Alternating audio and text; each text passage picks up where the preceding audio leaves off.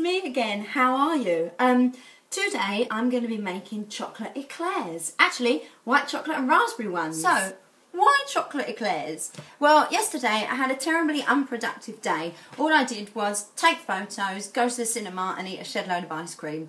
And I just thought, eclairs are just what I fancy. Plus I'm meeting up with a few girls tonight and I just thought it would be a perfect thing just to give them and they can indulge and eat the lot. So, first thing is first, you must turn on your hob because eclairs start on the hob a little bit like you would make a roux, apart from you have water. So you're going to add 120 milliliters of water and then 50 grams of unsalted butter. And what you've got to do is just got to melt it all together and then you add your flour.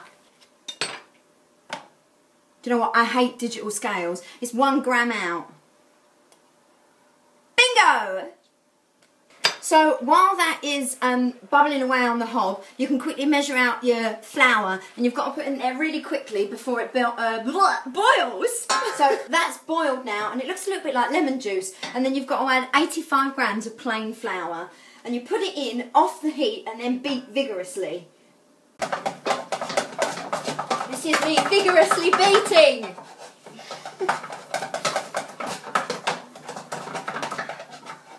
So once you've finished your vigorous beating, it will look like this. A bit like Play-Doh. You then have to turn the hob down and put it back on the heat so that the flour can cook out. And in the meantime, you can beat 2 eggs ready to add to that. So, eggs beaten. You'll know that your flour and butter is ready because it only takes about a minute. And also, have a sniff. It smells like biscuits, which is just what you want. So you need to tip that into a larger bowl and let it cool until tepid.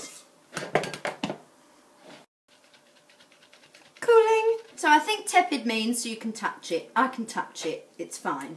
So it says in other recipes that you're meant to use an electric whisk, but I can't be bothered and I can't be bothered to wash it up and then beat cream in my mixer. So I'm going to do it by hand, which could be a little messy. You add a little bit of egg to the tepid mixture and whisk. It kind of looks a bit gross, but I think it comes together eventually, as you can see is happening. Whew. It's hard work. A little bit more. And just keep going till all your eggs incorporated. Gee. Who needs the gym when you bake, eh? I think that's done. So it should be kind of thick and glossy. Oh, God. Hang on.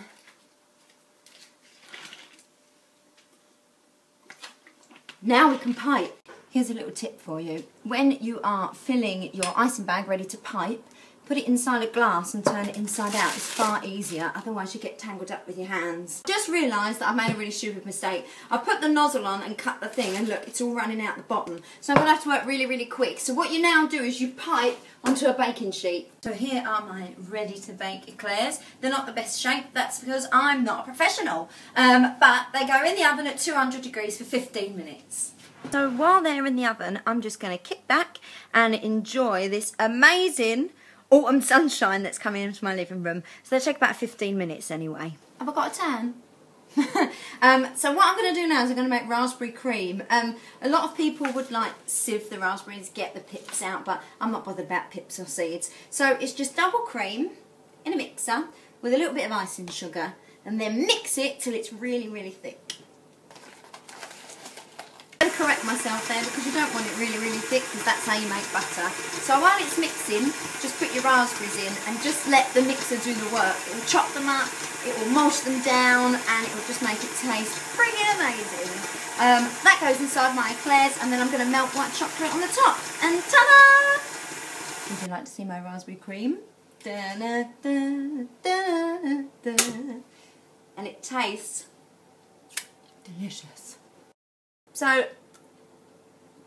while I eat all this raspberry cream, because I'm not going to bother putting it in the eclairs, what you do is, when the eclairs are cooked, you take them out of the oven and you pierce a little hole in them and that lets the steam escape and then that's what makes them crispy. It's clever that,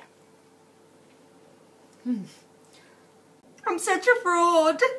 They puffed up, but I burnt my first batch. But I figured just cover them in chocolate and they'll be fine. I'm going to drown my sorrows. So all that's left to do now is for me and Mr. Pretty Flamingo over here to ice them with the melted chocolate and fill them with the leftover raspberry cream, if there's any. And I was thinking about other flavours. You could do just plain chocolate and cream. You could do apple and custard. You could do some orange ones. What about cinnamon? So that's it from me, One Take Sally. I'll see you next time, and in the meantime, bake, eat and be happy. See you later. A thing of beauty.